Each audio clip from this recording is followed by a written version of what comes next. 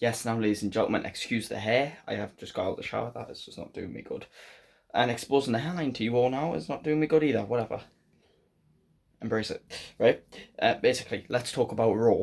So, first thing I want to talk about was the first match, actually.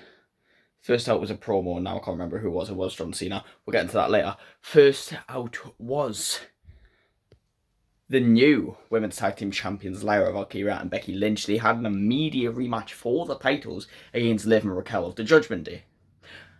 As a result of Lyra Valkyria messing up and inadvertently hitting Raquel into Becky, the Judgment Day reclaimed the Women's Tag Team Champions. Now, while you might be thinking, well, what was the fuck was the point in Becky and Lyra winning at WrestleMania anyway? Well, to that I say Becky's back. They needed a WrestleMania moment. And the point of the Judgment Day getting the titles back, well, it brings some unpredictability. You know, I like that from WWE because, you know, even though I have these massive storylines in WWE is 10 times better than it was 2 years ago, ideas in wrestling need to be created, and, you know, creativity is not an easy quality, so a lot of times we do see things getting rinsed and repeat. So, to have that unpredictability was indeed good, but also I do think it's because they did not bring Becky Lynch back to be in the Women's Tag Team title division. They brought Becky Lynch back to be Becky Lynch, so she turned on her former Irish buddy. They're not even buddies, they're just both Irish. She turned on the Irish buddy, the Intercontinental Champion, after they lost and attacked her. Now, two things. When Becky came back, I thought, okay, this is a cool appearance because she's at WrestleMania and they had a better idea, right? But I thought she wasn't going to be wrestling anymore. But then when you and then if they had just lost these belts and Becky would have been fine and walked away, I would have thought, aha, it was a one-night thing. Becky came back for 2 matches and then left and remained left.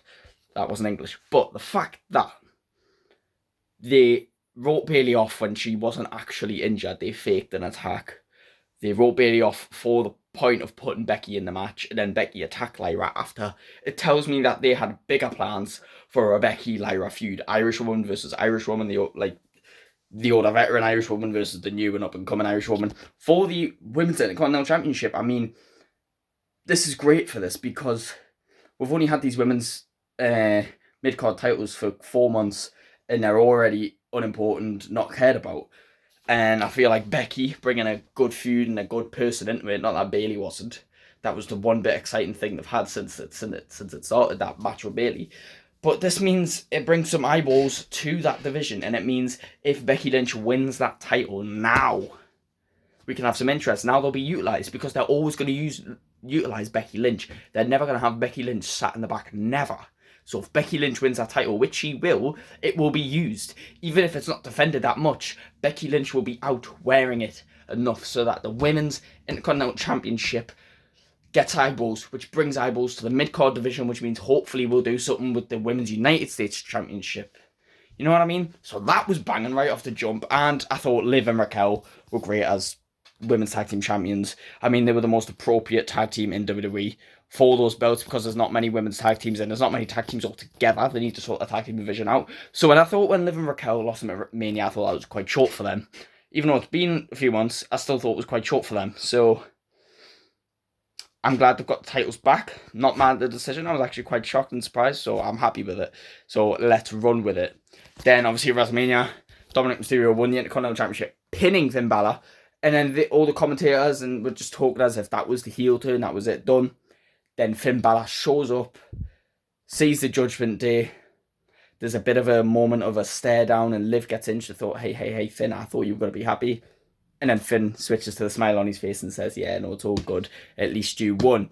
But when they all looked away, we saw Finn eyeing that Intercontinental Championship. So WWE are planting the seeds to say they're okay for now. That wasn't the heel turn, but it's coming soon. Dominic Mysterio later on had a match against Penta, defending the Intercontinental Championship. You might think it's random, but it's not. It makes many sense. I mean, Penta had a one-on-one shot at the Intercontinental Championship. It was ruined by the Judgment Day. Then at WrestleMania, Penta didn't have a fair opportunity because Judgment Day were involved in that match. And then, no, Penta or Braun Breaker got pinned at WrestleMania to lose that title. And Penta earlier before WrestleMania, beat Dominic Mysterio 1-on-1, so Penta deserved this shot. But also they needed a match for Dom to set up what happened next. During the match, obviously Carlito was there and he got hit, and Finn Balor and Carlito were trying to help Dominic, get the win. And then all of a sudden, Finn Balor hits a Hurricane Rana on Penta, and Penta falls into Dominic Mysterio's legs, and it looks like, oh shit, Finn Balor might actually cost Dominic Mysterio here, and we might have a repeat of what happened with the Women's Tag Team Championships, and this could lead to something.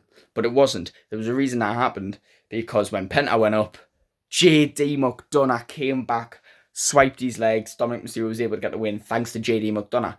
And now I always thought if there was going to be this divide in the Judgment Day and they turned on Finn Balor, when JD McDonough came back, he would be on Finn Balor's side because they're both Irishmen, they've been best friends for years. But JD McDonough was all happy for Dom and Carlito and everyone. He was hanging out with a group of them. And Finn Balor was kind of just trailing behind, like not celebrating the victory with them until JD pulled him in, like, what you doing? Come on, celebrate. So JD's back, he's happy as ever. Finn doesn't seem to be happy about JD being back though. And maybe there's something like, you know, JD didn't tell him he was coming back or something like that. But seeds are planted. Seeds are planted, and Penta's definitely not going to be done with the Intercontinental Championship division because he's never had a fair one-on-one match for the Intercontinental Championship where he lost fair and square. It's always ended in chaos. So that's exciting. Then the new World Tag Team Champions, the New Day, came out. I think they've now made the record. I don't know if they already had, but if they hadn't, they have now. 14-time Tag Team Champions. That, I think that's a record, as the New Day as well. Kofi Kingston has way more than that. So, yeah. And when they were just cutting their promo, Alpha Academy come out. And we're like, probably the lowest ranked tag team in WWE. Maxine Dupree cuts a promo for them, like as if she's their manager, which she basically is. But it's a half decent promo. And I'm like, where did Maxine Dupree get all these mic skills? And I thought, why is Alpha Academy out here? You know? And then they ended up setting up a one-on-one match with the New Day right there, right then. And I thought that, nah, this is weird. Why is this happening? And then I realised why. Some music hits. Well, the lights go out. And lights go out. I'm thinking, why it's 6? Oh my god, yes, they're back. They're finally doing something with them. No. Then some, like, drums and stuff start hitting. I'm thinking, oh, it's the War Raiders. No. Then a Titantron comes on, and it's Rusev. And I'm thinking, we were expecting Rusev at Mania, and then Joe Hendry came out, and we were thinking, okay, we'll just get Rusev somewhere down the line. And I was thinking maybe at Raw after Mania, we'd get Rusev. I was not thinking it would be when the tag teams are out there. But there's a reason for that. They wanted Rusev to come out and destroy a tag team and help them look strong. He decimated Alpha Academy, and he even put Otis in an accolade, brought the accolade back. They've not changed his name, not changed his moves, changed his theme song. It's not as good as the old one, but we've got no hope for theme songs, let's be honest. Until Def Rebel are gone, just bring back Jim Johnston, man. He brought all the bangers. But Rusev's back. Let's go. We can never be mad at someone returning. So never, ever, ever. That was sick. Very pleased. Very, very pleased. Don't know where I'm going now. Yes, Io Sky, the new Women's World Champion, came out. Had a speech about winning the championship. And then some music hits. And the NXT Women's Champion, Stephanie Vaquer, makes her way to the ring. I'm thinking, holy shit. And then they're talking as if they're trying to set up a match with each other, saying, I will fight you anytime, anywhere. Not in like a feudish way, as in a challenger, in a competitive way. And then they said they were going to set it up right there, right then. And I thought, there's no freaking way. They're giving us everything on this Raw after Mania. Stephanie Vaquer, the NXT Women's Champion, versus the new WWE Women's World Heavyweight Champion, Io Sky. So the match happens, and the match goes on for a while. And I'm thinking, unless there's some interruptions, Io Sky's going to have to win this because she's the main roster world champion. You know, she has to be the NXT Women's Champion. And then we got an interference. They got attacked by Io got intercepted by Roxanne Perez from NXT, who, by the way, won NXT Superstar of the Year, by the way. Like, how does that work when Obafemi was nominated, when Stephanie Vaquer was nominated? There were so many better nominees for NXT Superstar of the Year, and Roxanne Perez got it, which is funny because I swear this is the year in NXT where she hasn't really done much, she's not been the champion, and she's done more on the main roster this year than she has on NXT. I mean, she lasted the longest in the Rumble, and she went in chamber. But it's fine, you know. Roxanne Perez attacks him. I'm thinking, oh, okay. This is either Roxanne Perez's introduction properly to the main roster, and she's going after the World Championship, or this is a shot at Stephanie McKenna, she's going after the NXT Women's Championship, or maybe it's both. And then Julia came out, because obviously she's feuding with Stephanie McKenna because Stephanie McKenna took the title off her, and she failed in the Fatal 4-Way match at Stand and Deliver. So then I'm thinking, okay, they're going to set up a tag team match between Roxanne Perez and Julia and Stephanie McKenna and Io Sky, until Rhea Ripley comes out to help Io and Stephanie, which I didn't see, and she fends them off, and then Rhea Ripley picks up the title, hands it to Io Sky and says, I'm coming for that, which means we're not done with Rhea and the World Championship, but maybe we're putting a bit of a hold on it. Not seeing Bianca Belair anywhere in sight. I'm guessing she's going to SmackDown to continue with Naomi and Jade Cargill, which is very understandable. Let her finish with Naomi and Jade Cargill. Let Rhea and Io have just one more match, and then maybe Bianca and Rhea will get matched up on the same show at the draft, and we'll get that Rhea-Bianca feud. Okay, that's a lot of talking. WWE Champion, new Undisputed WWE Champion John Cena came out. He had the same heel entrance he had at WrestleMania, where everything's black, just says his name on the screen. And he came out, cut a promo on how he didn't have to wrestle to beat Cody Rhodes, and he's the last champion they're ever going to see. And then he proceeded to point on the Titantron and said 37 dates. And he said, that's not from now, that's what I promised last year. And he counted out all the dates he's done so far, and it came down to 27. We have 27 dates. Then he proceeded to say, that's not matches, that is dates, appearances. So we're likely to have 3, 4, 5 matches with John Cena, which I hope this is not true, because when John Cena said he was going to do one more full-time run, I was hoping to see him have matches on Raw and SmackDown against people we would like to see him against that possibly aren't always that WrestleMania status match. Like, you know, I'd want to see Cena, Braun Breaker, I'd want to see Cena, Logan Paul, I'd want to see Cena with all these new stars that we've not seen Cena against, you know, and they're not always going to make it on the big pay-per-view headlines. Definitely not against John Cena. So that's a bit of a shame. I hope it all is just a big plot twist, and at the end of the year we get another year of Cena just purely to get some more matches out of him.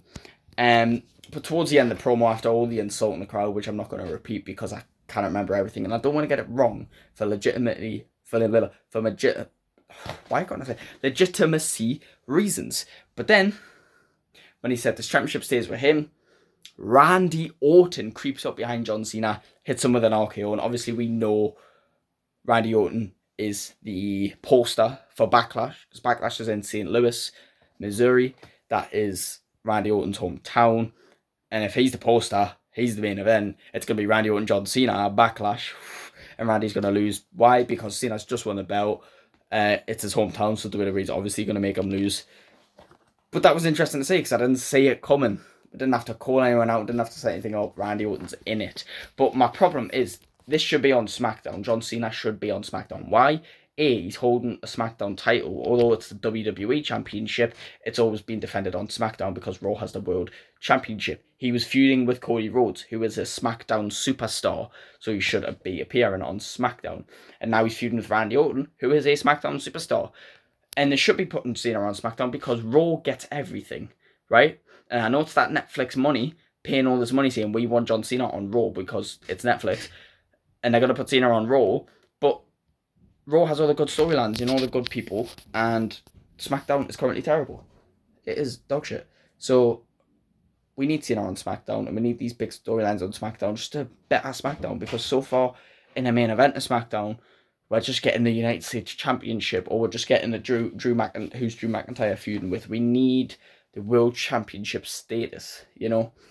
SmackDown stinking because there's Randy Orton, John Cena would bring flames to SmackDown. And I know in the USA, SmackDown and NXT are not on Netflix, but they are everywhere else. I'm watching SmackDown and NXT on Netflix, so Netflix clearly have some deal with SmackDown and NXT.